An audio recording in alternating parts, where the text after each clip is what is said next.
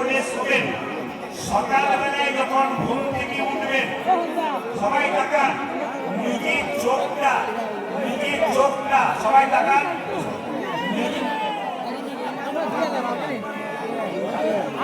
একটা বাচ্চা হারিয়ে গেছে, তার মা খুঁজছে, বাচ্চাটা হারিয়ে গেছে, তো হরিনামে ডুবে গেছে, বাচ্চা কোথায় আছে মনেই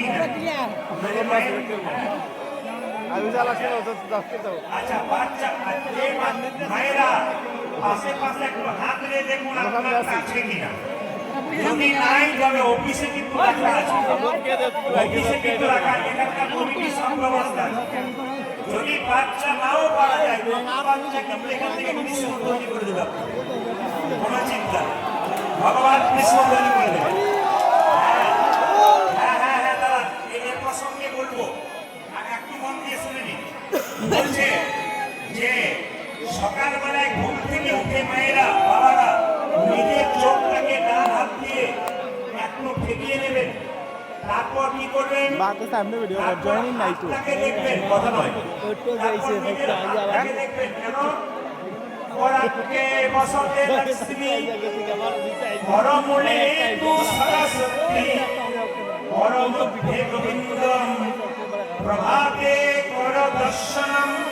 সবাই তাকান, পরাকে বসতে লক্ষ্মী, এখানে মা লক্ষ্মী আছেন, সবাই তাকাবেন, এখানে মা লক্ষ্মী আছেন, পরমূলে তু সরস্বতী, এখানে মা সরস্বতী আছেন, পরমধ্যে গোবিন্দম, এই হাতের মাঝে আছে ভগবান কৃষ্ণ। সকালবেলায় কৃষ্ণ দর্শন হবে। এই কাজটি প্রতিদিন কেউ যদি করতে পারে, আমি আসলে দাঁড়িয়ে বলে গেলাম 1 মাস পরে তার জীবন পরিবর্তন হবে। শুধু তাই নয়, আরেকটা কাজ বাকি আছে। যদি কেউ অসুস্থ থাকে তবে বিছানাতেই গুরুমন্ত্র জপ করবে। বলছে যদি পায়খানা করে কেউ বসে থাকে তাও গুরুমন্ত্র জপ করা যায়।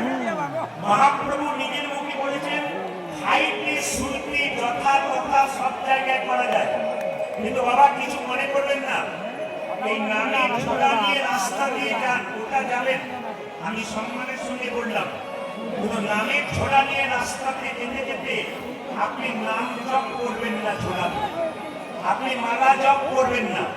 কেন? যদি রাস্তায় চলতে চলতে বা গল্প করতে করতে কেউ মালা জপ করে, তবে সে 16 মালা